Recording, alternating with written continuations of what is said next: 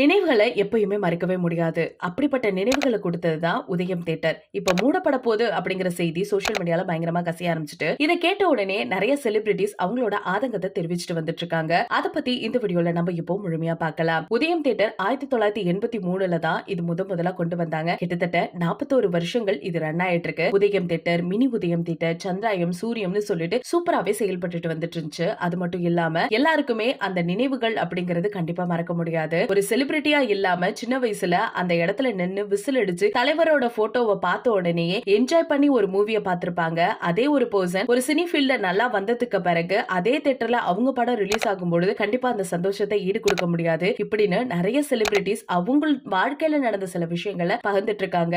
இப்ப எதனால மூடுறாங்க அப்படின்னு கேட்டா, ஒரு கன்ஸ்ட்ரக்ஷன் இண்டஸ்ட்ரி வந்து இந்த இடத்தை வாங்கியிருந்திருக்காங்க. கூடிய சீக்கிரமா அங்க குடியிருப்பு வரப்போறதா நிறைய பேர் சொல்லிட்டு வந்துட்டு இருக்காங்க. சோ இது எல்லாத்துக்குமே நம்ம பொறுத்துதான் பார்த்துட்டு இருக்கணும். இதெல்லாம் கேள்விப்பட்ட உடனே நிறைய பேர் ரொம்பவே ஃபீல் பண்ணி சொல்லிட்டு இருக்காங்க, இனிமே உதயம் தியேட்டர் இருக்காதா? சோ நாங்க வந்து இங்க படம் பார்த்து எவ்வளவுலாம் என்ஜாய் பண்ணிருப்போம், ஃப்ரெண்ட்ஸோட வந்தோம், ஃபேமிலியோட வந்தோம், இப்பெல்லாம் இருக்கும் பொழுது இந்த இடத்தை கடக்கும் பொழுது கண்டிப்பா மன கஷ்டமா இருக்கும் அப்படிங்கிற மாதிரி நிறைய பேர் அவங்க ஆதங்கத்தை கொட்டிட்டு இருக்கும் பொழுது, நம்ம கவிஞர் வைரமுத்து அவர்கள் ஒரு சில வரிகள்ல இந்த இடத்தை பத்தி ரொம்பவே சூப்பரா சொல்லியிருந்திருக்காங்க. அதை பத்தி நம்ம தெரிஞ்சுக்கலாம். ஒரு கலைக்கூடம் மூடப்படுகிறது, இதயமும் கீறிச்சிடிக்கிறது. முதல் மரியாதை, சிந்து பைரவி, பூவே பூச்சிடவா, புன்னகை மன்னன், ரோஜான்னு நான் பாட்டு எழுதிய பல வெற்றி படங்களும் வெளியிட்ட ஒரு இடம் அப்படின்னா உதயம் தியேட்டர் தான். இப்ப அது மூடப்பட போகுது அப்படின்னு நினைக்கும் பொழுது கொஞ்சம் நெருலரா இருக்கு. அது மட்டும் இல்லாம இதெல்லாம் பார்த்தோன்னே எனக்கு கலைக்கண்ணீர் தான் அதிகமா வருது அப்படின்னு சொல்லியிருந்திருக்காரு.